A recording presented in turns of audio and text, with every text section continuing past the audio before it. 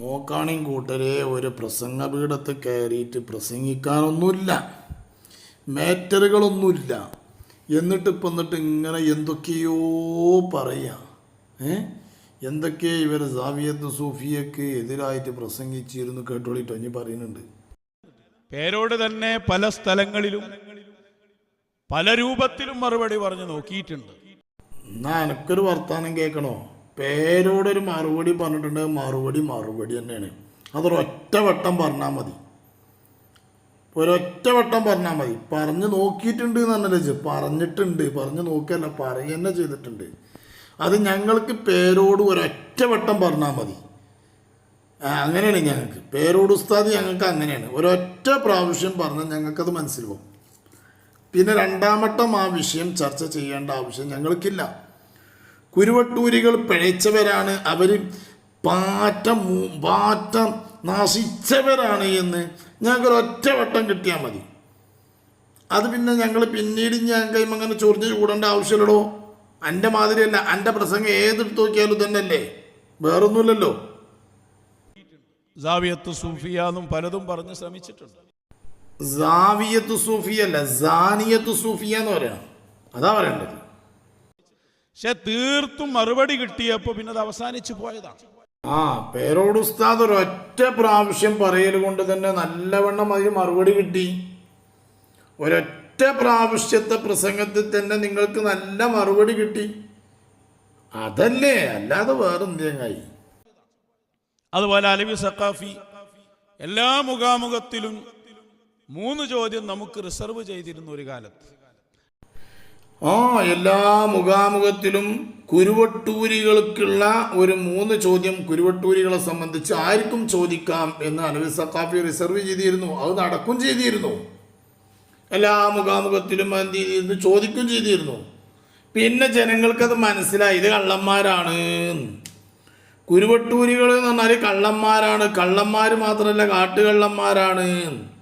കാട്ടുകള്ളന്മാർ മാത്രമല്ല, പെരുങ്കള്ളന്മാരാണ് എന്ന് മനസ്സിലാക്കിയപ്പോൾ പിന്നെന്ത് ചെയ്തു, എല്ലാ മുഖാമുഖത്തിലും ജനങ്ങളെ ചോദിക്കലും നിർത്തി. കുരുവട്ടൂരികളെ സംബന്ധിച്ചുള്ള വർത്താനം തന്നെ നിർത്തി. അല്ല പിന്നെ അലവി സഖാഫി നിർത്തിയല്ല. മനസ്സിലായി? എനിക്ക് ചോദിച്ചെങ്കിലല്ലേ പിന്നെ മറുപടി എടുക്കണ്ടുള്ളൂ. പിന്നെ അത് നിർത്തിപ്പോയതാ. പേരോടിന്റെ ശിഷ്യൻ ചെറുമോത്ത് ഒരുപാട് വന്ന് നോക്കി. ഒരു പ്രാവശ്യം വന്ന് നോക്കി. എടാ, ചെറുമോത്തൊക്കെ നല്ലോണം പറഞ്ഞിട്ടുണ്ട്. സുന്നത്തമായത്ത് നല്ലോണം പറഞ്ഞിട്ടുണ്ട്. ജനങ്ങൾക്കത് മനസ്സിലായിട്ടുണ്ട്. ഒറ്റ വട്ടം പറഞ്ഞപ്പോൾ തന്നെ ആൾക്കാർക്ക് ബോധ്യപ്പെട്ടു. അത് അതോടുകൂടി തീർന്നു. അതേപോലെ പലരും വന്നു. വാളക്കുളം എന്ന് പറയുന്ന ഒരു ചങ്ങാതി 100 തികക്കുമെന്നൊക്കെ പറഞ്ഞു വാശിപ്പിടിച്ച് നമ്മൾ ഏതു പ്രസംഗം വെച്ചാലും കുരുവട്ടൂർ ഖണ്ഡനം നമ്പർ ഇട്ടുകൊണ്ട് തന്നെ വന്നു. ഏടെ പോയി പോനൊക്കെ എല്ലാം പോയി. എൻ്റെ ഒരു സമാധാനത്തിന് ഇങ്ങനെ പറയല്ലേ പറ്റി, ഓനൊക്കെ എവിടെ പോയി, എല്ലാം പോയി എന്നൊക്കെ ഓനൊക്കെ എപ്പോഴും മറുപടി പറഞ്ഞു കൊടുക്കുന്നുണ്ട്. ആൾക്കാർ കേൾക്കുന്നുണ്ട്, മനസ്സിലാകുന്നുണ്ട്. എല്ലാവർക്കും മനസ്സിലാകുന്നുണ്ട്, തിരിയുന്നുണ്ട്. ഈ ജാന ചെറ്റണെന്നുള്ളത് ആളുകൾക്ക് മനസ്സിലായി കഴിഞ്ഞു. ഇനി പ്രത്യേകിച്ച് മനസ്സിലാക്കാനൊന്നുമില്ല മോനെ. അപ്പൊ ഞങ്ങളുടെ ഈ ആദർശപരമായ മുന്നേറ്റത്തിൽ സുന്നത്ത് ജമാഅത്തിന്റെ വിരോധികൾ പല രൂപത്തിലും പല കോലത്തിലും വരും. അതിനെ നേരിടാൻ സജ്ജരായി നിൽക്കുകയാണ് ഞങ്ങൾ. എന്ത് ആദർശ മുന്നേറ്റം കഴിച്ച് നടത്തിക്കണത്? എന്ത് ആദർശ മുന്നേറ്റം നടത്തിയത്? ഇത് 2013 ശേഷം ആദർശ മുന്നേറ്റം എന്ന് പറഞ്ഞ് ഇത്രയും സ്റ്റേജ് കെട്ടിയിട്ട് ഒരൊറ്റ സ്റ്റേജിലെങ്കിലും ഒരു ആദർശം പറഞ്ഞതായിട്ട് എനിക്ക് തെളിയിക്കാൻ കഴിയും. എന്നെ വെല്ലുവിളിക്കുക. ഒരൊറ്റ സ്റ്റേജിലെങ്കിലും ഒരു സുന്നത്യമായത്ത് പറഞ്ഞതായിട്ട് എനിക്ക് തെളിയിക്കാൻ കഴിയും.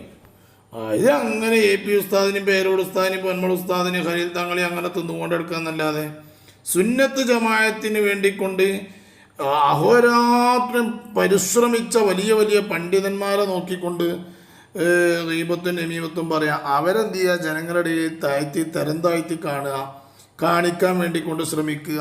അതിന് വേണ്ടിക്കൊണ്ട് ആദർശ മുന്നേറ്റം എന്നുള്ള സ്റ്റേജ് അല്ലാതെ ഒരു ആദർശം പറഞ്ഞതായിട്ട് ഏതെങ്കിലും ഒരു വേദി എൻ്റെ സ്റ്റേജിലുണ്ടായിരിക്കണോ? ജനങ്ങൾ നോക്കണുണ്ടോ? അതൊക്കെ പെണ്ണുങ്ങൾ വരെ ചോദിക്കുന്നുണ്ട്. എന്നിട്ടാ പിന്നെ അതുകൊണ്ട് മറുപടി പറയണം, മറുപടി പറയുകയാണ് വേണ്ടത്. അത് നിങ്ങൾ എങ്ങനെ പറഞ്ഞാലും കുഴപ്പമില്ല. മറുപടി പറയണം, മറുപടി പറയുകയാണ് വേണ്ടത്. എന്നെങ്കിലേ ബനെന്ത് ചെയ്യുള്ളൂ, പട്ടിനെടുക്കാതിരിക്കുള്ളൂ. കാരണം ഇവൻ എന്തെങ്കിലും പറഞ്ഞാൽ അതിൻ്റെ ബാക്കിൽ നാളെ കൂടാലോ. അതിന് വേണ്ടിക്കൊണ്ട് മറുപടി പറയണം. ചങ്ങായേ, ഇതൊരു കാര്യം മനസ്സിലാക്കുക, എൻ്റെ റേഷൻ പീടിയും ഈ പറയുന്ന പണ്ഡിതന്മാരുടെ റേഷൻ പീടിയും വേറെ വേറെയാണ്. അത്രേ ഉള്ളൂ. മനസ്സിലായോ? ഓരൊക്കെ ശരിക്കും നല്ല ആഹാരം തിന്നിട്ടാണ് ജീവിക്കുന്നത്. അതുകൊണ്ട് ഓർക്കൊക്കെ അറിയാം, ഇത് കേൾക്കുന്ന ആളുകൾക്കും അറിയാം. ആളുകൾക്ക് തിരിഞ്ഞു കഴിഞ്ഞേ. അപ്പം എനിക്കിത് വേദി ഉണ്ടാകാൻ വേണ്ടിക്കൊണ്ട് ഇങ്ങനെ കടന്ന് ചാകുകയാണ്. അതിന് മറ്റുള്ളവർക്ക് നേരം വേണ്ടേ? മറ്റു പണ്ഡിതന്മാരെന്ത് ചെയ്യുക, ഒരൊറ്റ പ്രാവശ്യം പറയലോടുകൂടെ ജനങ്ങൾക്കത് ബോധ്യപ്പെടുകയാണ്. വലുതായി എന്നുള്ളവർക്ക് പറഞ്ഞാലും കുഴപ്പമില്ല, ചെറുതായി എന്നുള്ളവർക്ക് പറഞ്ഞാലും കുഴപ്പമില്ല. കണ്ടില്ല നിങ്ങൾ?